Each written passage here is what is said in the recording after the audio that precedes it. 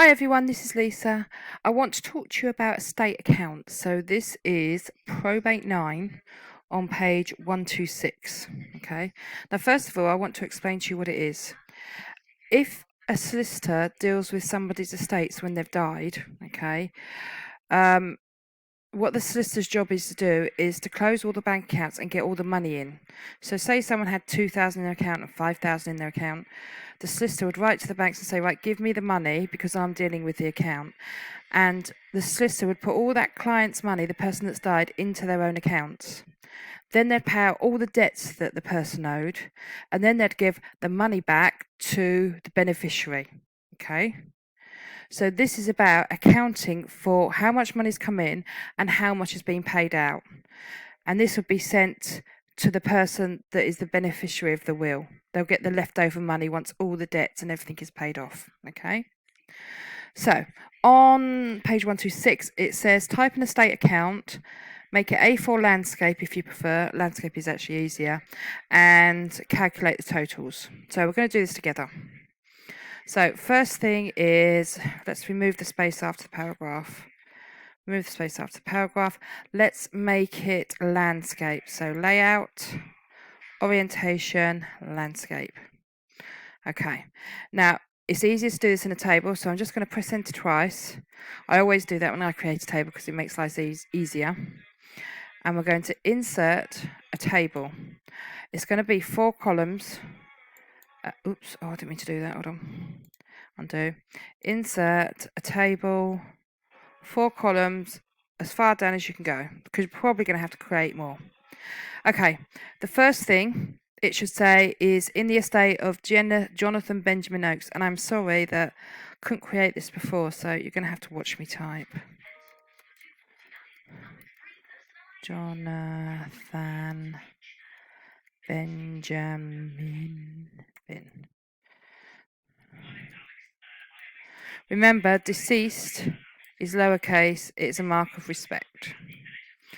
Now what we're going to do is I'm going to select all the way across there, and I am going to go to layout, and I'm going to merge that cells because I just want it going all the way across, and I'm going to center it. So I'm going to go center it. Now obviously I want a bit more space there, so I'm just going to pull that down. Because I clicked on that one, it makes it all centered because I clicked on that one. Ooh. That one is on that one, that's why. Okay. Next one line down, we've got to type statement of accounts. Again, it's in capitals. And again, we're going to select all the way across. And we are going to merge the cells. And we're going to center. I'm just going to pull that down a bit. I will get this, hold on. Oh, it's just going to be annoying, isn't it? That's better. Looks like they're bold, so I'm going to select them. Go back to home, make them bold. Right, I said 4 columns. So first column, if you look at the top, it says it wants it to say receipts. Receipts. It wants a pound sign. It wants expenditure. And it wants a pound sign.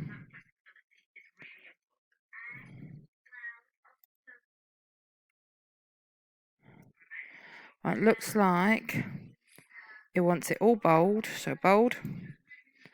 And it looks like it wants receipt underlined and expenditure underlined. Right, first thing, let's leave a nice space. It wants us to type life policies, guardian assurance. So receipts is the money we've got in from the client. So they had an assurance policy for £2,000. So we're going to put life policies, oh, it's lowercase, isn't it? Guardian assurance.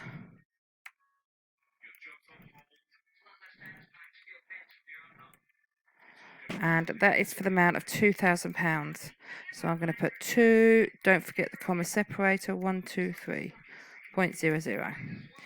Now, we're using money. We don't need this big thing here. We just want a small column for that. And for money, we just want a small column as well. Okay. So that's the first thing. Going to leave a line space, and we're going to go to North Cape Building Society.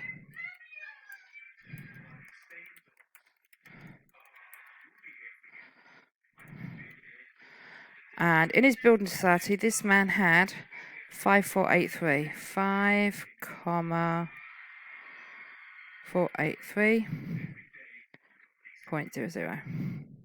Now I haven't got enough space now, so all I'm going to do is keep pressing the tab key on my keyboard, and it just creates more spaces, makes life easier. Right, under North Cape, it looks like North East Worcester Bank. Okay, so I'm going to type North East Worcester Bank, colon. And if you look, that is actually italic.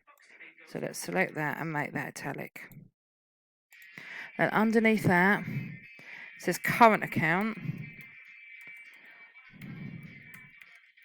So his bank that he used was North East Worcester. The current account, it says at the bottom, the current account at the bank had 2001.65. So next to it, I'm going to put 2001.65. And then he had a savings account. So let's type savings account. And in this savings account, he had 596.02. 596.02. Okay. And then we're going to leave a gap, and he had shares. So he was investing in the stock market. Again, it wants that to be italic. And underneath, we're going to put gas. So he had shares in British Gas for 38636.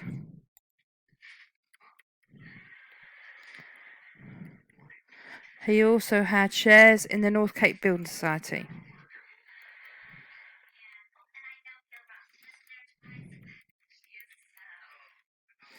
And that was for 2,384.01. Okay. Okay, I'm going to leave those lines for later, and I'll show you why later. Okay. Right, so receipts, that's all the money we've got in from the clients. That's all the money he had in the world, all his savings account, all the shares, etc. They've all been sold, converted into cash. We've got them in the solicitor's bank account. Expenditure, that is what we've paid out on behalf of the client. So we're going to put funeral account J Stamp. So the funeral director's name was J Stamp, and we had to pay for his funeral, which was 2,015.47. That's how much he charged to bury him, but I put that in the wrong bit. So I'm going to cut that and paste it there. Next, we're going to leave a line down, and it says Ingram, Lotchie and Exton.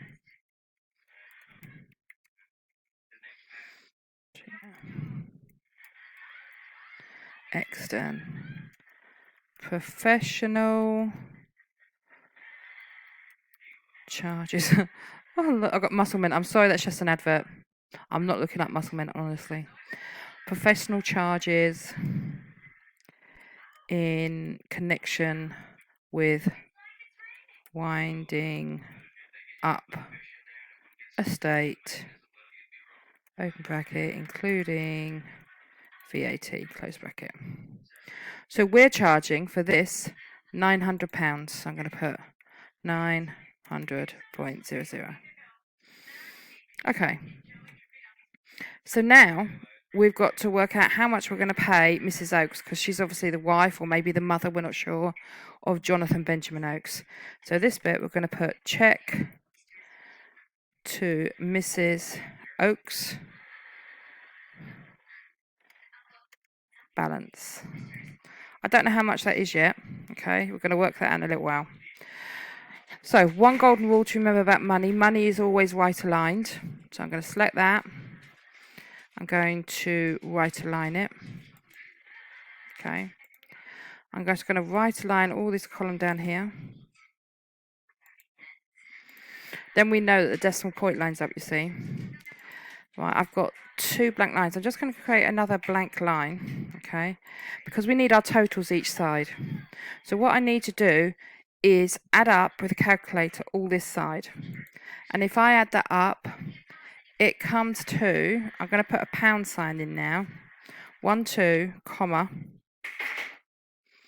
or number separator, 851.04. And again, I need that right line, so I'll just go to right line. Okay. So on here, this has also got to say the same figure. Okay. It's got to be the same amount.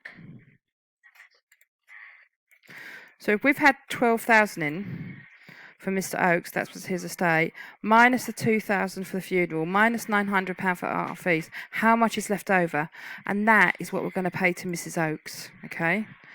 So the magic of wizardry, I've worked out that Mrs. Oakes is getting 9935.57.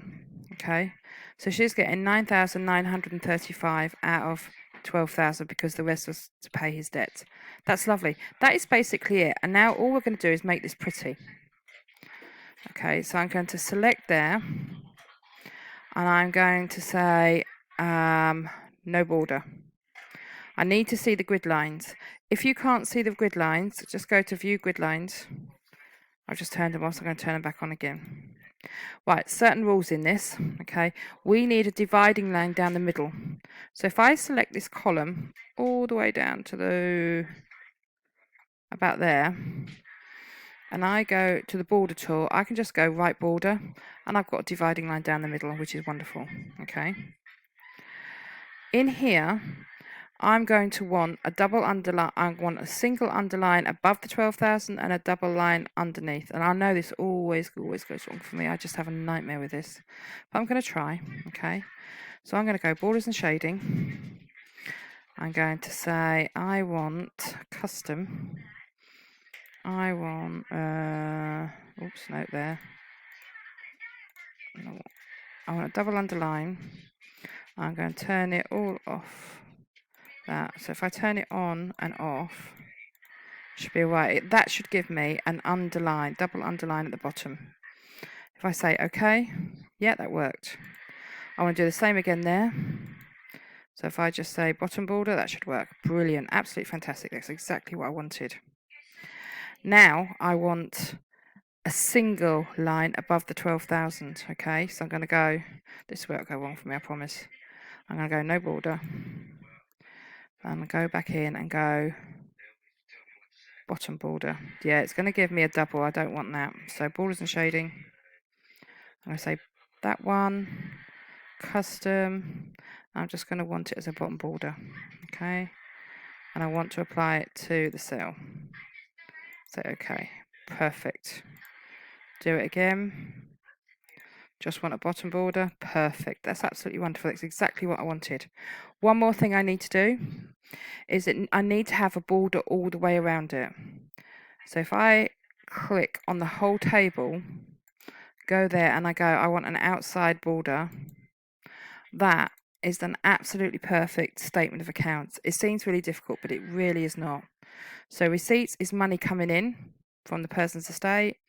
Expenditure is what we're paying out. These bottom figures need to be the same because the solicitors, the money we got in was 12,000 and the money we paid out is 12,000, including our fees. Okay, that's it. Hope you understood and it all made sense to you. Bye bye.